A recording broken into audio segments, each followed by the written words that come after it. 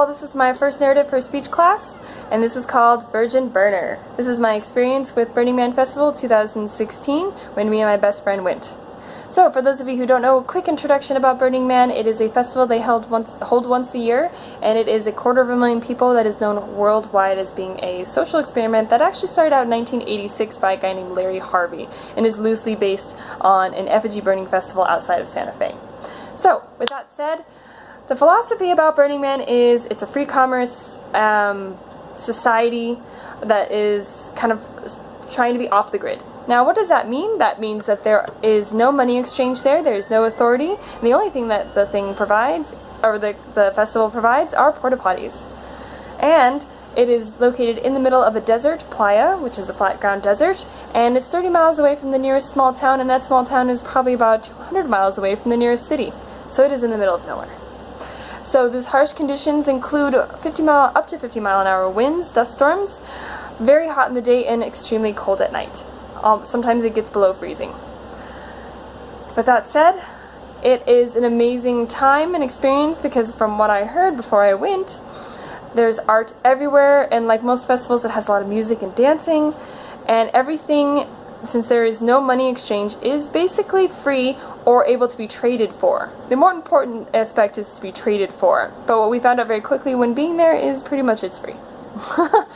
So a lot of people trade skills, and they call themselves companies where they come in large groups and they provide, either they cook for everyone or they're a massage therapist, and everything is so let's say that you want a massage and I'm there, and what I brought was my tarot cards because I know how to read tarot cards. So I would be like, did you want a tarot card reading in exchange for a massage? I would love that, thank you. So that's how it works. And a lot of people bring skills that are very odd. This is very an artistic community group of people. And what I mean by that is you soon discover that a lot of people, get very creative. Anything that you can think of that a person would want to do, they can do it. I remember one of the companies that were providing some of the free food was called Spanking and Pancakes. So every time you got your pancakes, you had to bend over and get a spanking. And odd stuff like that. There was free tattoos, and I must say, free booze everywhere. So, jumping right into the burner experience. Me and my friend spent 24 hours in traffic just trying to get in and get our camping spot. That was a hell of a wait. We got there at 1 in the morning, waited in the car until daytime so we could set up camp.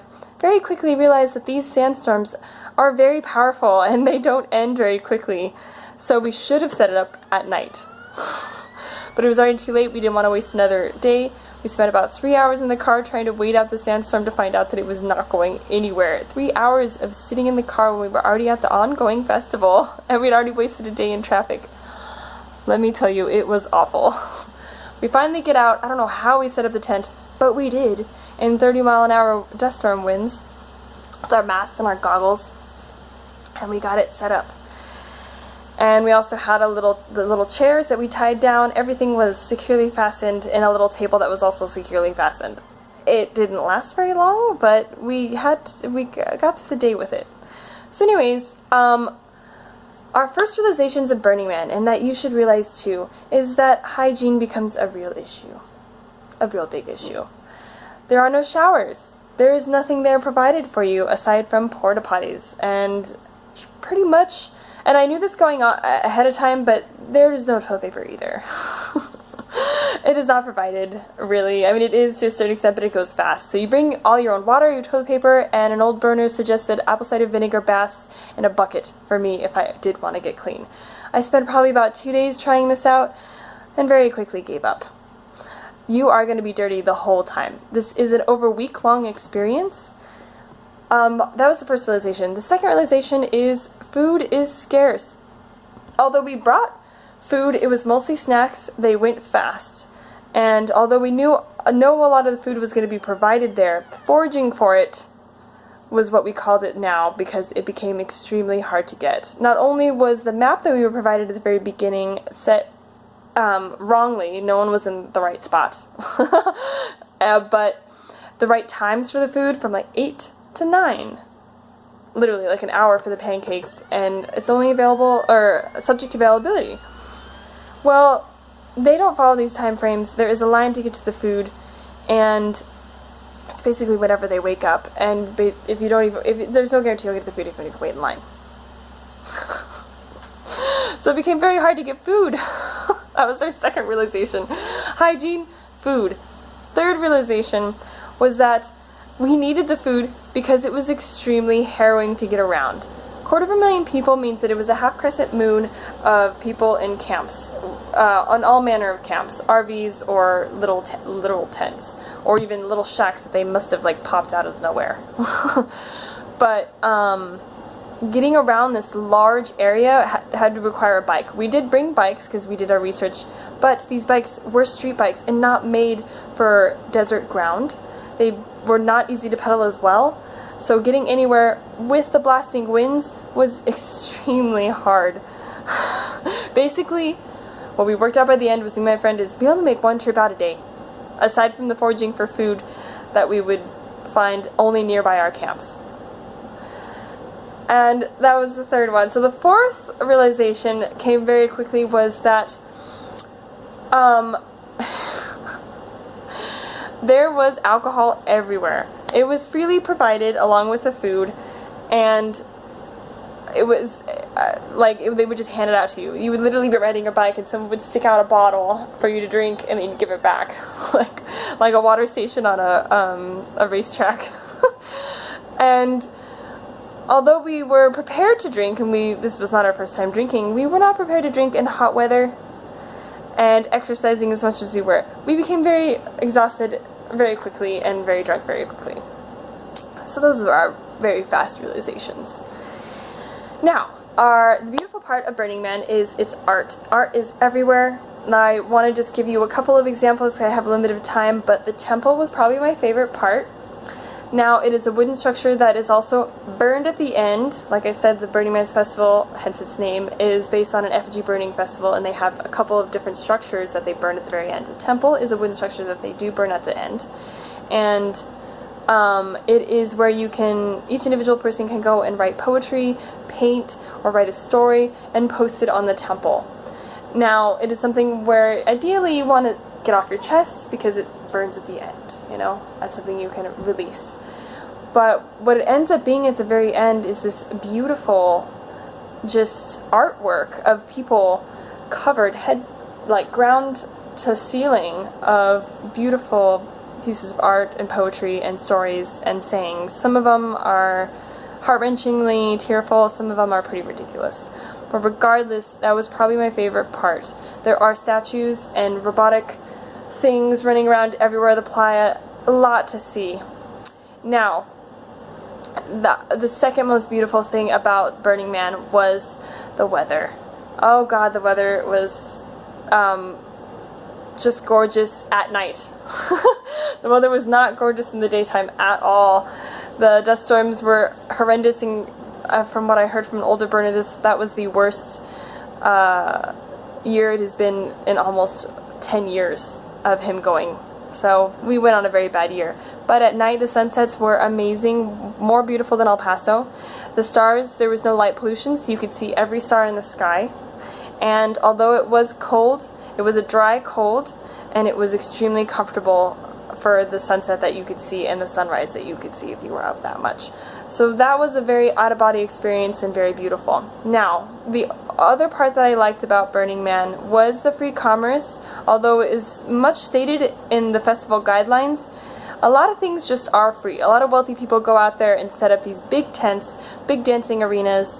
For example, the CEO of Google was out there in a giant pirate ship that they would have parties on, host parties at every night, and you could come and go as you please according to volume, really. And that was really cool. The free exchange of just meeting new people and going anywhere you like, the freedom of it was very nice.